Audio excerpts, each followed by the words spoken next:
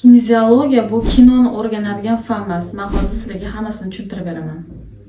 Neyrokineziologiya bu inson tanasidagi nervlar va mushaklarning qanday ishlashini, bir-biri bilan qanday bog'langanligini o'rganadigan fan. Nervlar to'g'ri ishlamasa, mushaklar ham kuchsiz yoki noto'g'ri ishlashi mumkin.